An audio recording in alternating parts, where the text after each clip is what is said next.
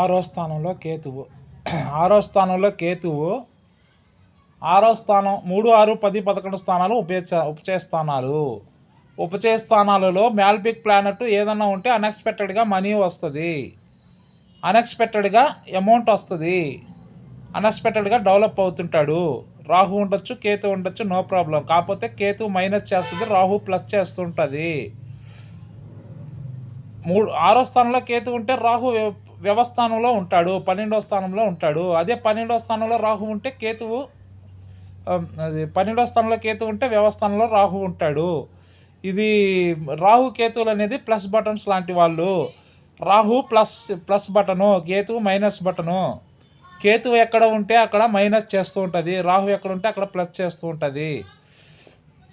ఆరో స్థానం అనేది రోగ రుణ శత్రు పోటీ స్థానము.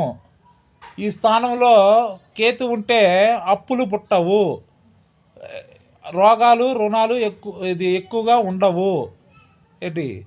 ఎందుకంటే వ్యవస్థానంలో రాహు ఉంటాడు. వ్యవస్థానం అనేది సుఖభోగాలు, పళ్ళు ఇది పెద్ద సంపాదించకుండా సుఖంగా ఉండాలని అనుభవిస్తుంటాడు. దానివల్ల మీకు అప్పు అనేది ఎవడో ఇవ్వడు.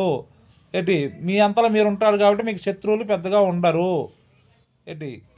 అదే ఆరో స్థానంలో రాహు ఉంటే పోటీలకు పోతుంటారు, పోటీలు ఎక్కువగా ఉంటుంటాయి, దానివల్ల శత్రువులు ఎక్కువగా ఉంటుంటారు. ఇప్పుడు సపోజ్ ప్రతి ఒక్క సినిమాటర్కి కూడా శత్రువులు ఎందుకుంటారు, అతను పైకి వస్తుంటాడు కాబట్టి. పోటీ స్థానం ఆరో స్థానం అంటే పోటీలు, రోగ రుణాలు స్థానము. దానివల్ల మీరు పోటీల్లో మీరే గెలుస్తుంటారు కాబట్టి మీకు శత్రువులు ఎక్కువ ఉంటారు. అదే కేతు ఉంటే పోటీలు ఉండవు కాబట్టి మీకు శత్రువులు తక్కువ ఉంటారు. రాహు ప్లస్ బటన్ లాంటి వాడు, కేతు మైనస్ బటన్ లాంటి వాడు. 12వ స్థానం అనేది సుఖస్థానం. పడక సుఖాలు, సెక్స్ ఇవన్నీ కోరుకుంటుంటాయి ఆ స్థానంలో నుంచి. ఆ స్థానంలో అవి ఉండడం వల్ల మీకేమి పెద్ద వర్క్, అది పెద్ద సంఘంలో పెద్ద పలుకుబడి ఉండకపోవడం వల్ల మీకు అప్పు ఎవరు పుట్టదు. Rahu plus, Ketu minus. అది హరికృష్ణ ఆస్ట్రాలజర్, కాకినాడ. శ్రీమాత్రే నమః.